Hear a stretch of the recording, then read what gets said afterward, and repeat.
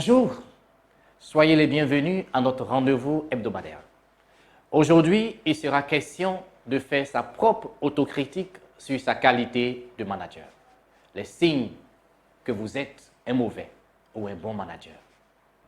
Tout cadre n'est pas un manager accompli. C'est même donné à peu de cadres d'être performants en matière de management et les entreprises éprouvent des difficultés à trouver la perle rare du management des hommes. Bien le choisir est crucial tant son impact est déterminant pour la réussite de l'entreprise et il est urgent et impératif de se débarrasser du mauvais avant qu'il ne fasse des dégâts.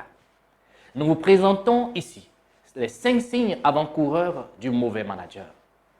Premier signe, il prend des décisions politiques sans rapport avec la productivité. Le mauvais gestionnaire manipule, profite des situations pour faire avancer sa position au sein de l'entreprise. Il utilise les résultats de ses collaborateurs performants pour sa propre promotion. Outre ses propres intérêts qu'il privilégie, il favorise la situation d'alliés ou amis ou de protégés de sa hiérarchie. Il ne pense qu'à sa carrière et utilise les autres. Personne ne respecte un tel boss narcissique et léger, incohérent dans ses prises de décision qui dépendent de son intérêt du moment. Le bon manager, pour être pris au sérieux par ses collaborateurs, doit être un chef cohérent dans ses décisions et son action. Il doit pratiquer un système de management structuré et équitable en phase avec la stratégie et les résultats de l'entreprise. Signe 2. Il communique de manière unilatérale. Le piètre manager se contente de déléguer l'exécution des tâches à accomplir et s'isole de ses collaborateurs sans les aider à réussir dans leurs tâches. Il néglige tout feedback, ce qui nuit à la dynamique de l'équipe. Le manager efficace privilégie avec ses collaborateurs une communication bidirectionnelle. En bon communicant, il assure la transmission des messages et la rétroaction entre les collaborateurs. Il prend le temps d'écouter son équipe, lui pose des questions et pratique ce que l'on appelle l'écoute active. Signe 3. Les collaborateurs se plaignent et manifestent une insatisfaction. Dans une équipe, lorsque les plaintes et les critiques voilées émanant de personnes différentes s'accumulent, cela est un signe de la mauvaise qualité du manager. Les émotions négatives issues de cet état de fait pèsent sur la cohésion du groupe. C'est souvent la conséquence d'une intempérance du manager qui se manifeste par des remarques désobligeantes, une humeur changeante ou un manque de respect. Le bon manager assume la direction et l'encadrement de son équipe et doit donc désamorcer toute situation conflictuelle avec calme et enthousiasme pour motiver son équipe à aller de l'avant. Signe 4. Il abuse de son pouvoir. Le manager est investi de nombreux pouvoirs, former, conseiller, encadrer, faire respecter des directives et des valeurs, encourager et sanctionner.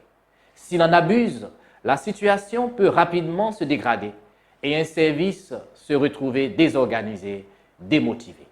Le manager dangereux définit des objectifs irréalistes pour ses collaborateurs, change d'avis selon son humeur, revient sur une liberté accordée, impose des conditions de travail discriminantes, se rendant ainsi peu crédible comme manager.